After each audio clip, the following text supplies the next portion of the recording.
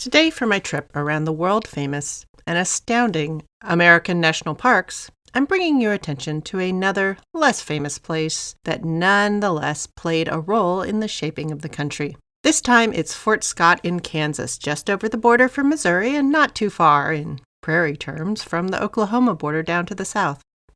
What brought my attention was the day-in-the-life information they have on the website talking about the diet of the average soldier. They record the ho-hum daily food, including, yes, plenty of salt pork, but highlight that ham and sausage showed up for the Christmas and New Year's holidays the soldiers celebrated. Back in 1840, there wasn't the clutter of Thanksgiving as well. The life of a fort is an interesting one in terms of how maintenance and cooperation can make life bearable, even pleasant. But poor leadership, planning, and supplies in the same place can make life intolerable. The fact that this fort had a garden and livestock herds means that it was a better billet than many frontier forts, and proves that when adequate funding, skills, and professionalism can come together, it does great things for morale. And it also helpfully bolsters my position that ham was celebration food. Sure, it's been reduced to a salty, flabby lunch meat in many modern iterations, but it has a proud history. To see the elaborate systems of support, supply, and sustenance that were required to maintain this outpost, head out to Fort Scott. If you get there as the spring and summer progress, you'll have a chance to see the array of wildflowers which bloom through the seasons, and will be especially vibrant at the nearby Hollister Wildlife Nature Preserve. So get out there and see the history for the viewing.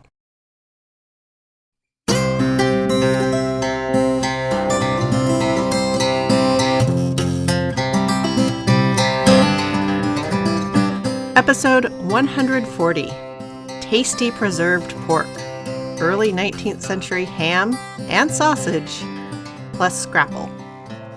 Hello, and welcome to the History of American Food. This week, I'll be looking at how people kept pork the tastiest ways in the early 19th century. We're still in the pre-refrigeration age, and yet people are eating pork in many more ways than barrel salted or freshly killed. How did they do it? And how does it play into modern pork appreciation? To find out, pull up to your place at the table and let's dig in. The first thing you need to know is there are three main ways to preserve perishable goods when you can't use cold. You can permeate the food with something that is toxic or at least unappetizing to the competitive microorganisms and insects that are after the food you are trying to save for later, like smoke and sodium chloride, nitrates, nitrites, and other salts are the most typical version of this. 2. You can employ dehydration. The removal of water from foodstuffs makes it not food for microorganisms and most insects. They can't bring their own water. And lastly, you can exclude oxygen from the object.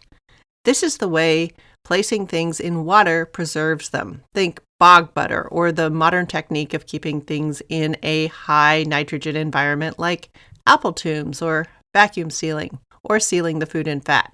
There's also fermentation, but that is not a method used in American food for meat, so I'm not talking about it. So which of these methods were at work when it came to preserving pork for eating later in the early 19th century? The most common way to preserve pork was, of course, that barrel of salt pork, which used the 1-2 punch of oxygen exclusion and oversalting. But as you can see from the lack of salt pork in your local grocery store, this was not a process that produced a product people were excited about keeping around. However, if you look about in grocery and specialty stores, there are plenty of other pork preservation methods that produce stuff so tasty we continue to use it, improve upon it, riff on it, and also make terrible mass-produced versions to snatch at our nostalgia about it. So what are these methods? Which were around in the early 19th century and which ones are still around influencing our modern food choices? I'll start with hams. Growing up in the last quarter of the 20th century, ham in many forms was present in my life. With many changes in the world, in people's tastes, global food distribution, and shifting American food fears and eating habits, the variety and availability has lessened. But for a long time, Ham was a luxurious piece of meat. It spoke of plenty, of community gatherings, and even though whole hams are less present in our daily life, thoughts of ham still evoke a sense of homeliness and comfort. Traditionally, the ham comes from the back legs of the pig. The word ham itself comes from Old English derived from Germanic terms talking about crooked things, thus the back of the knee, and then coming to mean the haunch. We still live with part of this in the name of that muscle in the back of our leg that gets tight when we sit for too long, the hamstring. Anyway, this large meaty section in the rear quarter of the pig is prized for being a large convenient chunk of meat with one handy carrying bone. It's been preserved for millennia. There are reliefs of Roman soldiers carrying hams to war, and both Imperial Chinese and Roman cuisine had elaborate and expensive methods for raising pigs and then preserving the hams.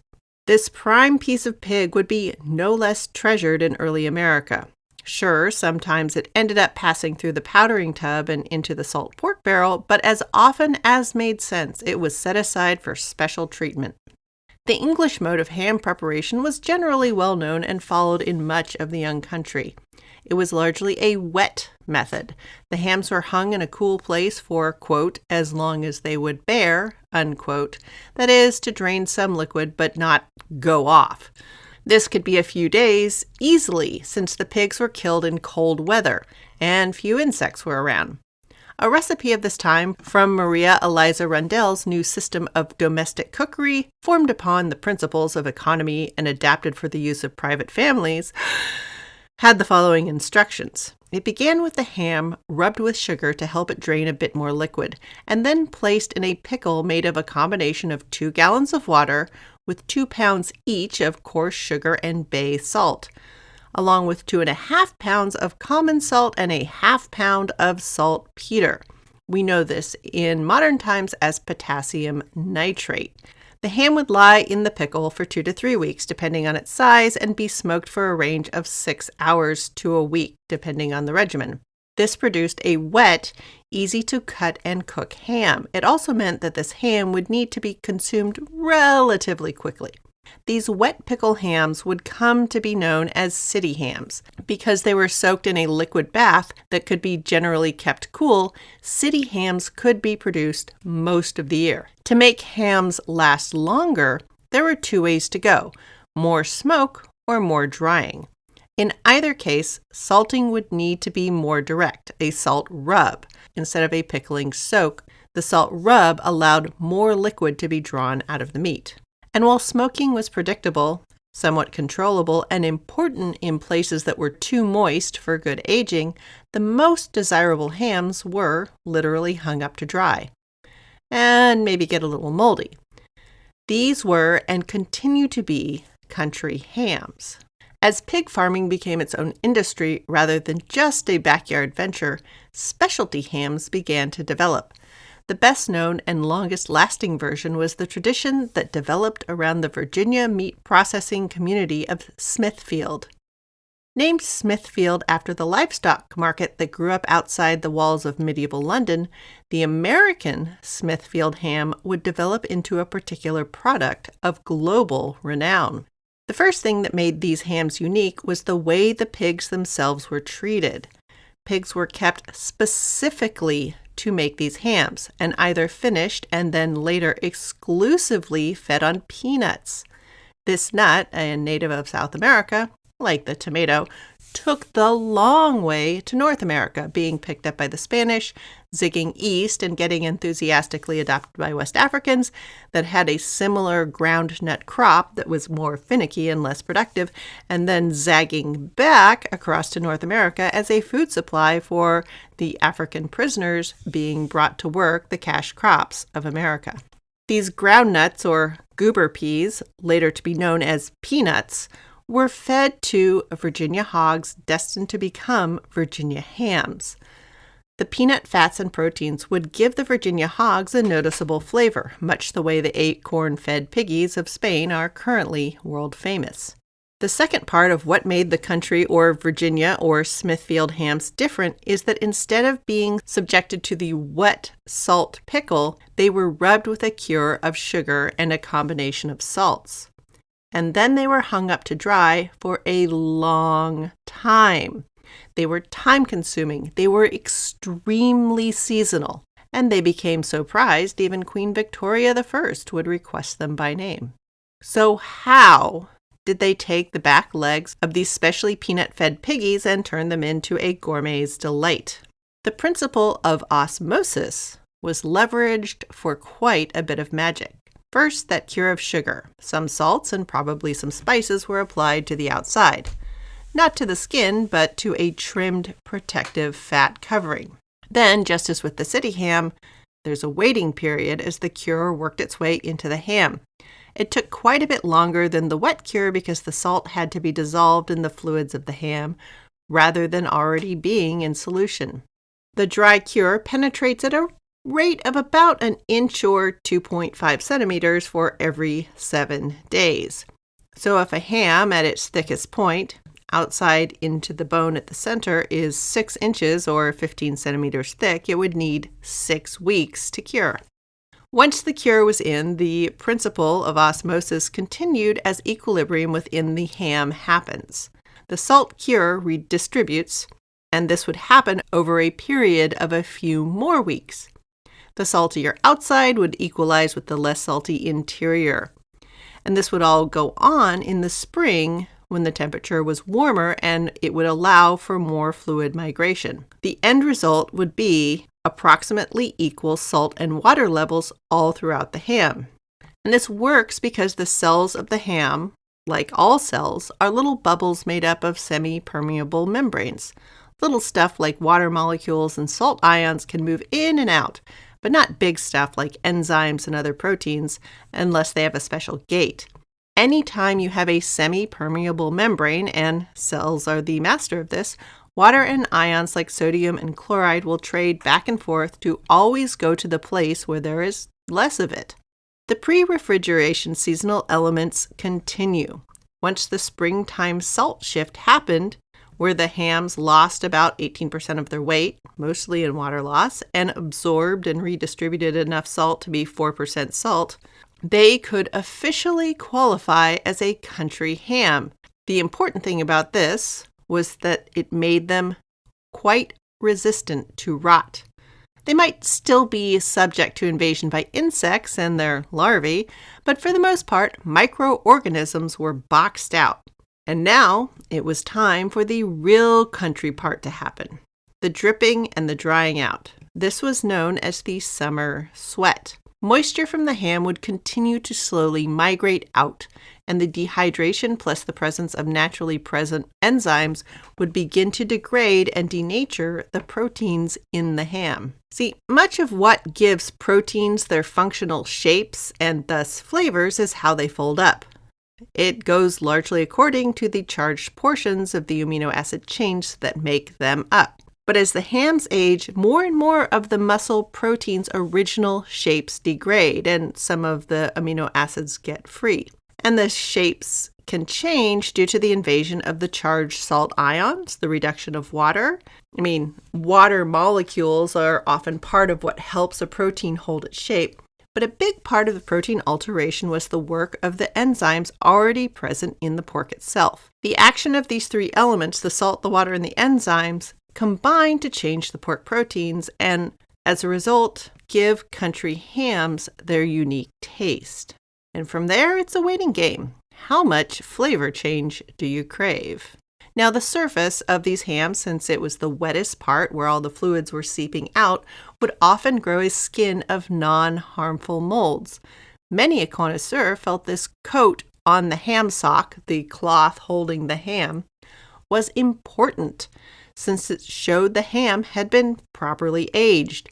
And this mold coat acted a lot like the cheese mold blooms on ripened cheese that develops a rind. It would keep out harmful microorganisms as well as discouraging the invasion of summer insects. As the hams hung and lost more water and had more enzyme action, they could take on stronger flavors and become saltier and saltier.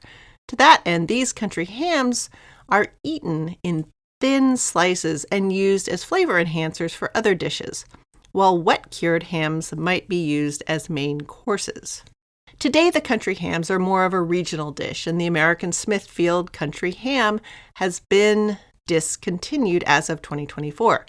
Americans lost their taste for pork, and the original seasonal cycle had been abandoned decades ago.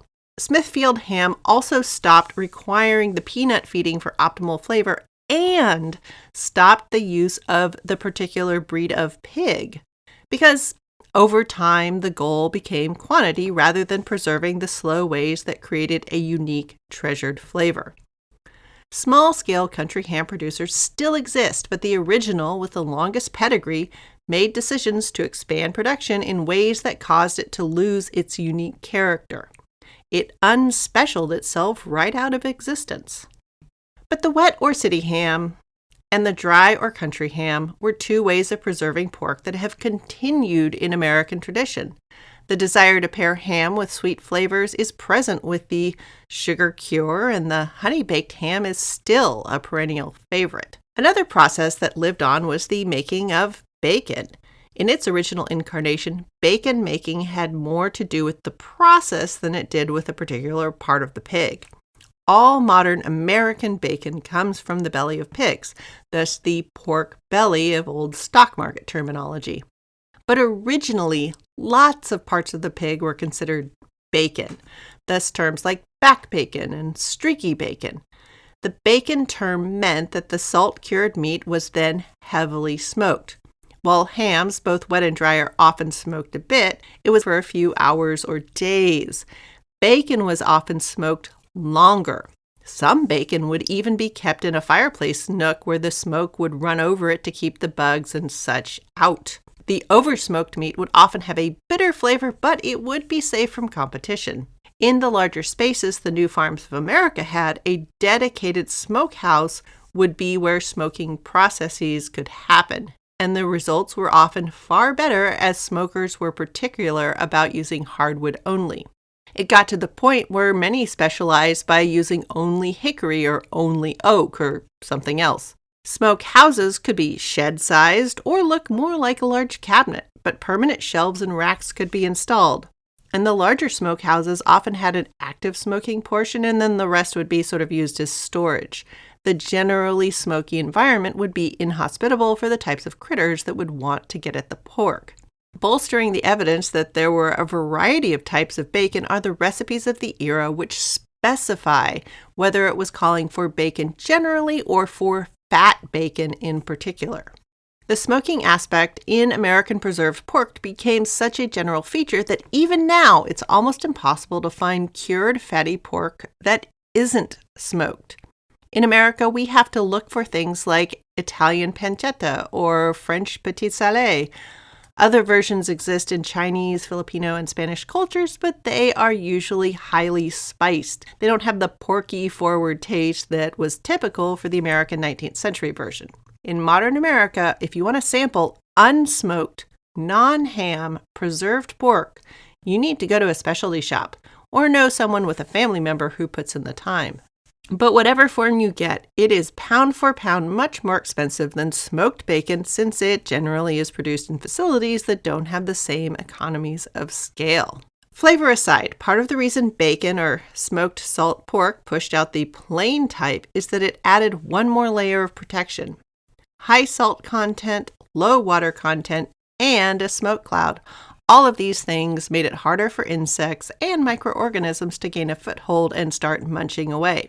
And while salt was expensive, smoke was essentially free, and with smoke, you could get away with less salt. Now, all of these preserved pork products needed to be stored hanging from the rafters or in pottery jars to keep the rodents out. Smoke or not, rats enjoy some good bacon as well. Sausage was another way to preserve pork, and it had the advantage of being quite thrifty as well. It allowed you to use all those scraps that were produced as the pork was cut and trimmed for other purposes. The fat that was trimmed off the ham to give it the right size shell of fat for the cure, along with bits that were trimmed off the bacon and so on. Spiced and salted, all of this could be made tasty, and then it was stuffed into well-cleaned intestines of the hog, and it was portioned in ways that made preservation and serving out later easy. Close to the slaughter in the days of cold weather following, fresh sausages or farmer sausages could be kept and consumed. But once the weather started to warm up, these fresh, raw sausages would not keep. Similar salt curing, drying, and smoking regimens for bacon were applied to the sausages. And the size of the sausages, because of the size of the intestines, meant that they had a high surface area as compared to the amount inside. This meant that they were quicker to cure and smoke or even dry. You can look around at specialty sausages and you'll see things like salami secchi, summer sausage, or kabanosh.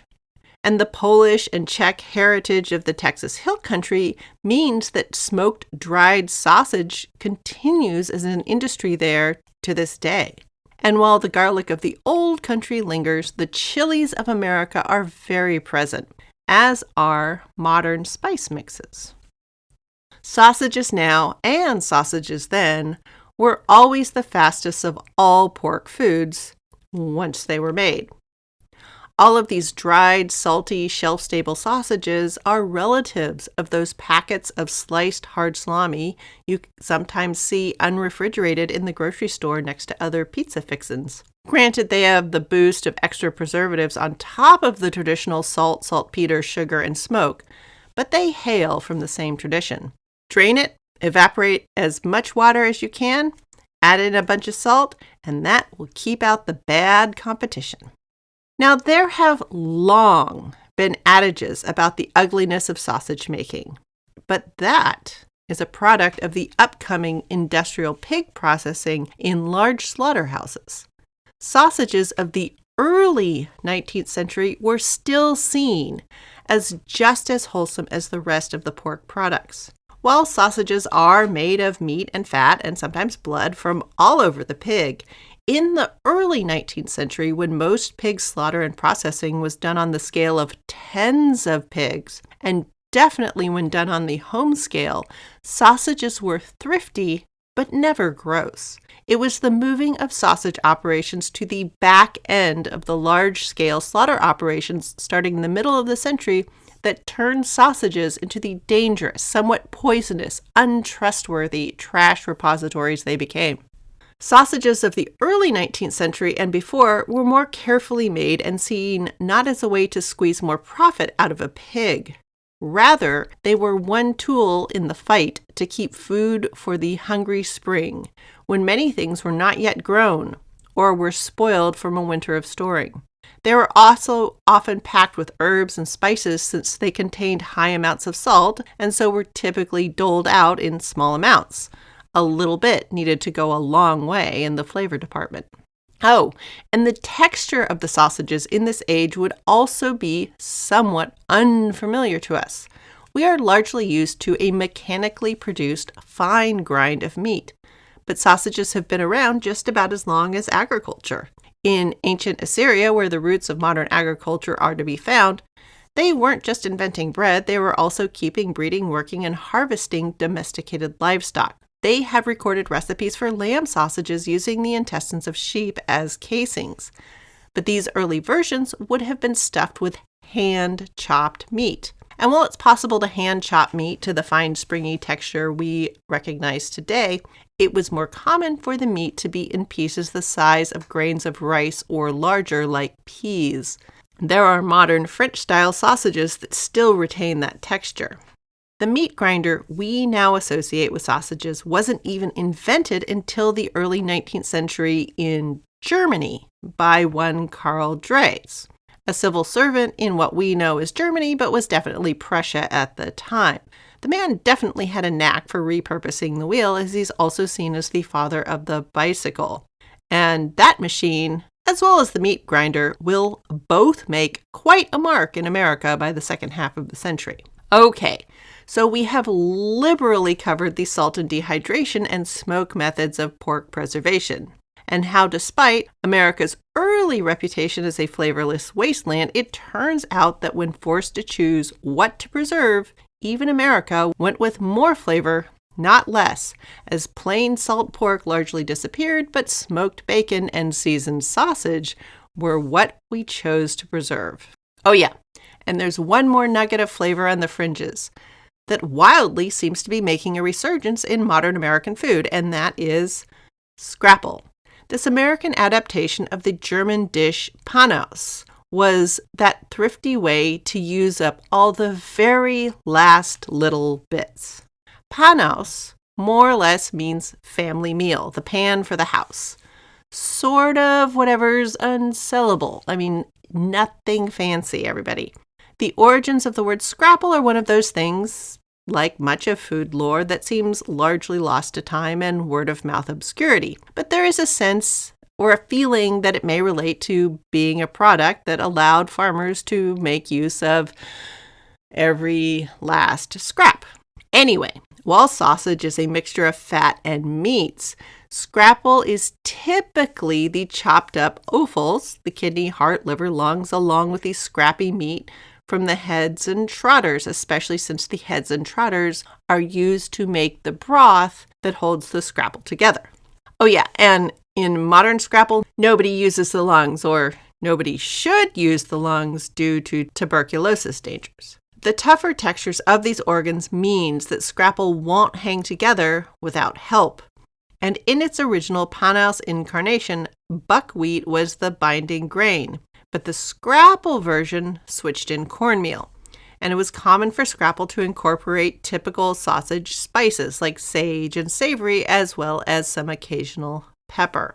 This mixing of the dark pieces and earthy parts with the cornmeal has led to a few modern restaurants calling it polenta nera as a way of reintroducing this dish to Americans. But what about that air exclusion method? Well, there's holding the salt pork down under salty water, and that does continue a bit. But in European cooking circles and American fine dining restaurants of the last few years, confit and terrine are words that have become more and more common. Confit simply means to slowly cook something in fat. It can be meat, it can be vegetables, and then to let it cool in the fat. The fat itself acts as an air exclusion barrier. The fact that the cooking took place in the fat and the food was left in there means that the food was sterilized by the cooking process, hopefully, and then, because it was never exposed to air, remained so. Since the confit process traditionally is a long cook process, the worry of botulism was uncommon. It was only when the sterilize and then keep away from air was being done at speed did botulism tend to become a concern in those early days of canning. Terrines are typically fancy layered foods that employ a layer of gelatin, an effective air exclusion barrier that is typically inhospitable to microorganisms. Because gelatin at this point in history required much stinky boiling and refinement, it was not an everyday ingredient the way fat was. But terrines, because they took so long to make and often were consumed over time, the gelatin cover was important as it kept the meat and other ingredients safe from oxygen-fueled rot. This, incidentally, is also why some traditional meat pies were filled up after baking with gelatin or thick gravy. Same concept, seal them off from the air. But in our proudly plain American cuisine, terrines were not common American food, and they still aren't. The filled up pies, yes, they kept for a bit longer with a gelatin seal, but again, gelatin was hard to get, so that was also very uncommon at this stage. Okay, but what about confit, that cooking in fat thing? It was around a little bit, and it actually had the ability to work well for a long time, but confit never really caught on in America. And part of the reason was we love to eat our fat, and we were also starting to toy around with frying, especially deep fat frying, which was, let's face it, a much faster cooking method than confit. There was some use of fat as an air exclusion lid, but only as a lid. There was no need to confit the entire contents of whatever was being preserved because America had salt. lots of salt and also no salt tax. We also had sugar, lots of sugar to make jam. And we had all the smoke from all the wood you could ever possibly need. A fat exclusion lid on top of sugar preserved things was much more common in America as we started messing about with the newfangled canning in jars. As we will see later, this industry was about to be completely upended by this discovery and soon wide manufacture of paraffin wax. And so, here we are in the early 19th century. America loved its salt and its smoke, but it was in too much of a hurry for confit. We held on to the ham, sort of, but we would never let go of our bacon. And we have all but forgotten about the traditional old-fashioned pickled or salt pork. And while we might have walked mostly away from fresh, raw sausage, we love us some dried meat sticks. Just look at any snack aisle. These days, it doesn't matter if it's a gas station or the bougiest grocery. The dried cured meat stick seems to be here to stay. Oh, and just for fun, I need to let you know that the products that claim that they are nitrate and nitrite free, except what is naturally occurring in celery juice and celery powder, yeah, that's the nitrates and the nitrites. They're strong in the celery, so don't be fooled. Also, don't be worried, because unless the only thing you're surviving on is meat sticks and you never drink water, you're fine. I mean, there is salt. Eat your celery, enjoy the occasional sausage or meat stick or whatever, but remember to drink some water and you'll be okay. Oh yeah, and brush your teeth. I mean, you don't want to have 19th century teeth. Anyway, that, after 3 episodes, is enough pork for the moment. But it's fitting because at this point in America, it was common to eat pork, hot or cold, 3 meals a day. It might be broth, fat, and meat, but it was incredibly common to have some porkiness in all of your daily meals. Next week, let's take a little look at America and the fork. When did it start to arrive? Why do we hold it that way? Are we weird, or is that the Europeans? To answer all of these questions and more, tune in next time. Oh, and only get the fancy or homemade Scrapple, not the mass-produced stuff. And make sure to fry it up crisp. That's when it's the best. Thanks for listening. Any email questions or quibbles will continue to reach me at thehistoryofamericanfood@gmail.com. Downloading the episodes helps me know you're out there, but even better than that are your reviews. Let more people know that you're listening and enjoying the show, or at least that you find it interesting. And let your government representatives know just how important our national parks are, because once they're gone, we will have a heck of a time getting them back. It is the records from these places and the work that historians associated with them that are helping me pull together this podcast. They are truly important libraries of this country and are, frankly, unlike any other institution on Earth.